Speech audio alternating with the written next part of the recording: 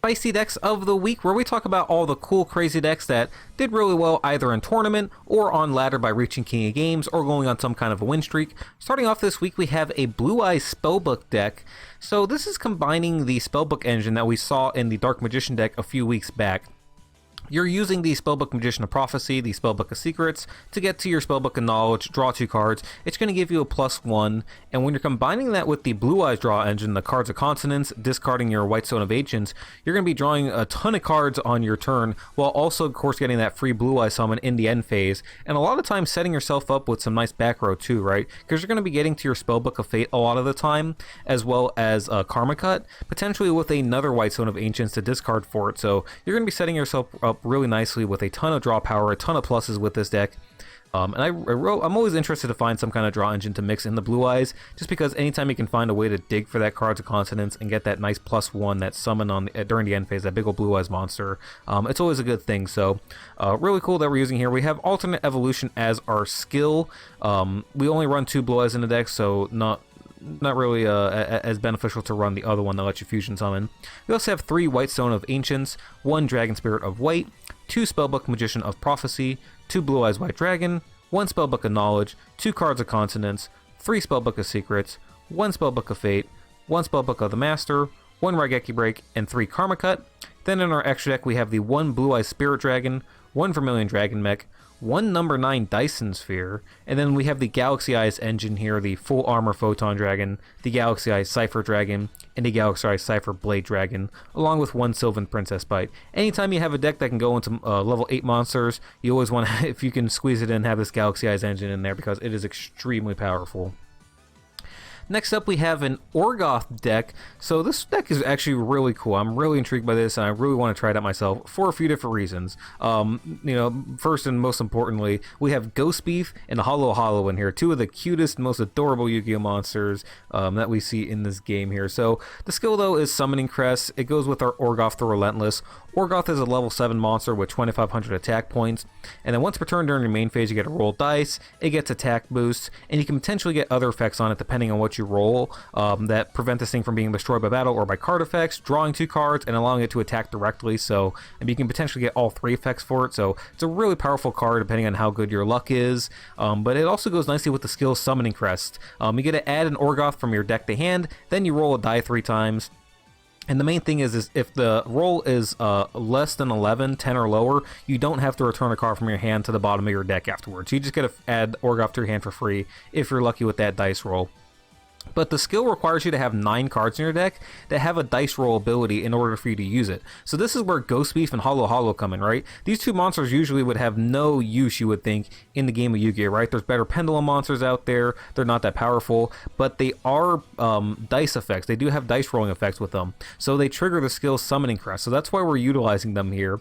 I know it's an odd thing, but they work out really well with this deck just because of that. So we have a way to add Orgoth to hand very easily with our skill at any time that we want, and then we can very easily pendulum summoning it to the field because we have so many search cards in this deck between the Spiral Flame Strikes, the other spell cards.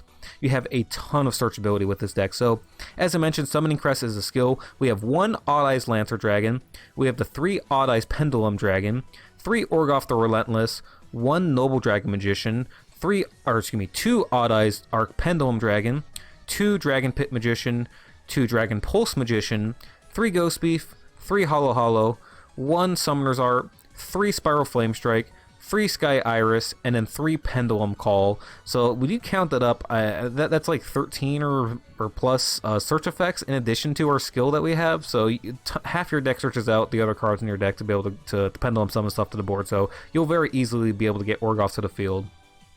Then in our extra deck, we have the Odd Eyes Meteor Burst Dragon, we have the 1 Galaxy Eyes Full Armor Photon Dragon, the Dark Arm Dragon of Annihilation, 1 number 11 Big Eye, 1 Darkest Dragon Doom Rider, 1 Ebon Illusion Magician, and then the 1 Gaia Dragon, the Thunder Charger, rounding out the Orgoth deck.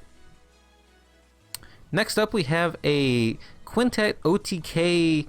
I was going to call this a Nekroz deck, but we have Cyber Angels, Gishkis, Nekroz in here, and a ton of other different normal monsters in this deck. So what's going on with this? We have Master of Advanced Rites as our skill. Master of Advanced Rites is going to let us return a normal monster from our hand to the deck and add an Advanced Ritual Arts from our deck to hand. Advanced Ritual Arts is going to let us ritual summon a monster by sending normal monsters from our deck to the graveyard.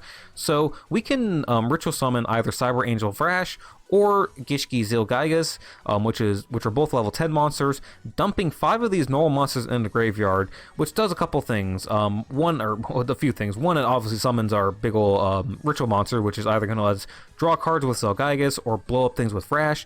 We're also going to fill up our graveyard so that we can activate Magicalized Fusion, have 5 different spellcasters in our graveyard for the Quintet Magician.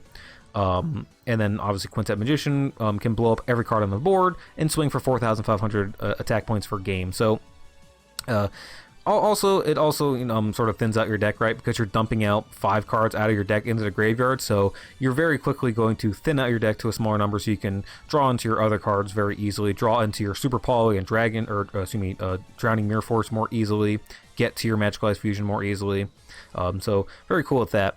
We also have mentioned have some nekroz monsters in here to go along with that, and I mentioned the Super Poly. We have a ton of Super Poly targets in our extra deck, so jumping into the list, Master of the Advanced Rites is our skill. We also have the 1 Cyber Angel Vrash, 3 Nekroz of Brionek, 1 yugioh, 2 Nekroz of Valkyrus, 3 Manju of the 10,000 Hands. Our 6 normal monsters are Crowned by the World Chalice, Lucky Trinket, the Bewitching Phantom Thief, Buku, Phantom Diwan, and Sectarian of Secrets. And then we have the 1 Super Poly, 1 Advanced Ritual Art, 1 Nekroz Kaleidoscope, 1 Magicalized Fusion, and 2 Drowning Mirror Force.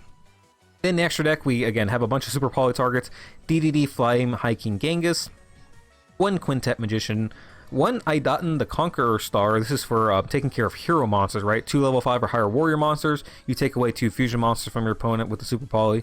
Super devastating. Brotherhood of the Firefist Swan. This is for Beast Warrior decks. Mud Dragon of the Swamp for any 2 monsters that have different attributes. We have 1 Metal Foes Orichalc, and then the 1 Fossil Warrior Skull Knight to go with the Nekroz Kaleidoscope. And then last but not least, we have a Fortune Lady deck. So Black Rose Dragon obviously got a ton of support recently with the new Rose Dragon coming out, and that deck can go into level 7s very easily, but here we have another deck that can go into level 7 or Synchro Monsters pretty easily as well. The Time Passage skill got a boost a little while back, quite a few months ago now. Hell, it may have even been a year ago at this point, but the Time Passage skill was boosted. We also have the Fortune Lady Pass monster, along with some other really good Fortune Lady cards in this deck that allow us to very easily get out into these level 7 Synchro Monsters, while also simultaneously drawing 2 cards of Fortune Lady Water a lot of the time. So you kind of get that same feeling you do with Black Rose, where that deck is constantly like searching for cards out of the deck and replenishing itself so it can go into plays the next turn.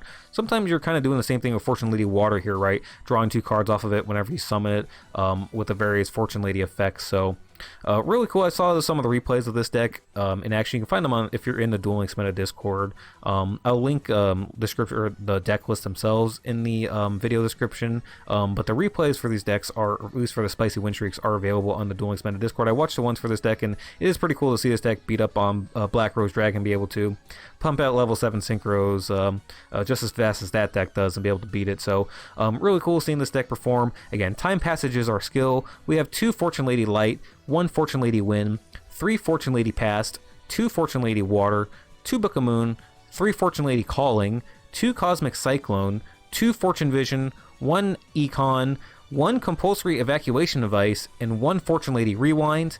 Then in our extra deck we have the 1 Scrap Dragon, 1 Odd Eyes Meteor Burst Dragon, 1 Black Rose Dragon, 1 Yazi Evil of the Yangzing, 1 Fortune Lady Every, 1 Psy-Frame Lord Zeta, and 1 Samurai Destroyer, rounding out the extra deck and closing out this episode of Spicy Decks of the Week. If you guys liked the video, please be sure to like and subscribe. It helps out the channel. Thank you guys so much for watching. Let me know in the comment section any of these decks you'd like to see me do a full deck profile on. I definitely think we had some really cool decks to check out this week. So anyways, thank you guys so much for watching. Have a wonderful rest of the day.